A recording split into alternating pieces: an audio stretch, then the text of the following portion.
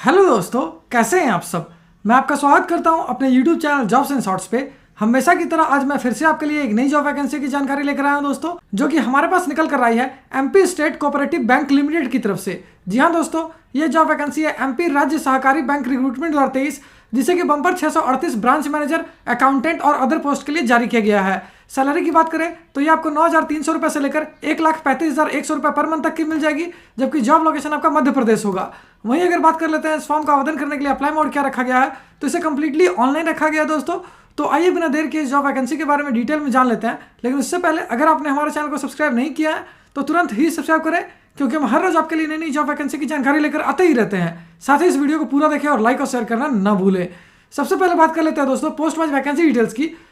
तो computer programmer के लिए 35 वैकेंसी है, फाइनेंशियल एनालिस्ट के लिए 35 वैकेंसी है, मार्केटिंग ऑफिसर के लिए 29 वैकेंसी है, इंटरनल ऑडिटर के लिए 25 वैकेंसी है, इंटरनल इंस्पेक्टर के लिए 17 वैकेंसी है, ऑफिस सुपरिटेंडेंट के लिए 12 वैकेंसी है, ब्रांच इंस्पेक्टर के लिए 17 वैकेंसी है, ब्रांच मैनेजर के लिए 367 वैकेंसी है, असिस्टेंट चीफ सुपरवाइजर के लिए 27 वैकेंसी है, सब इंजीनियर के लिए 8 वैकेंसी है, स्टैटिस्टिकल ऑफिसर के लिए 15 वैकेंसी है, अकाउंटेंट के लिए 38 वैकेंसी है और computer programmer middle management grade 2 के लिए 13 वैकेंसी है। अगर बात कर लेते हैं एजुकेशनल क्वालिफिकेशन की, तो जिन कैंडिडेट्स ने सीए, आईसीडब्ल्यूए, डिग्री, बी या बीटेक, एमबीए, एमसीए या एमकॉम कर रखा है किसी भी रिकॉग्नाइज्ड बोर्ड या यूनिवर्सिटी से, वो सारे कैंडिडेट्स के लिए आवेदन कर पाएंगे। वहीं अगर बात कर लेते हैं पोस्ट वाइज एजुकेशनल क्वालिफिकेशन की, तो कंप्यूटर प्रोग्रामर के लिए जिन कैंडिडेट्स ने बी या बीटेक इन कंप्यूटर साइंस से या फिर एमसीए कर रखा है वो इसके लिए आवेदन कर पाएंगे।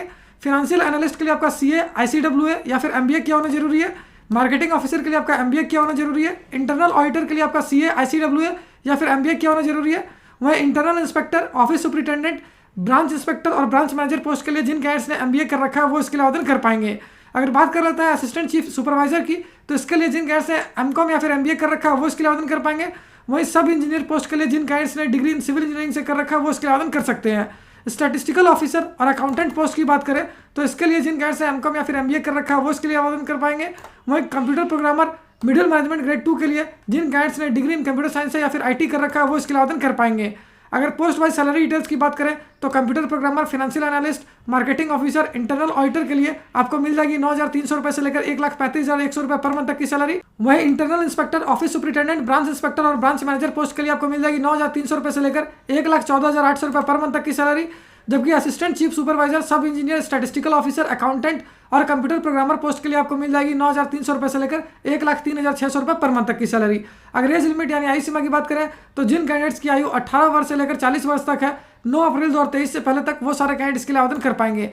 अगर एज रिलैक्सेशन की बात करें तो SC, ST, OBC, वुमन और PH कैंडिडेट्स को 5 साल तक का एज रिलैक्सेशन दिया जाएगा। एप्लीकेशन फी की बात की जाए तो जनरल, OBC और EWS कैंडिडेट्स को देने होंगे 500 रुपये। वहीं SC, ST और PHC कैंडिडेट्स को देने होंगे 250 रुपये।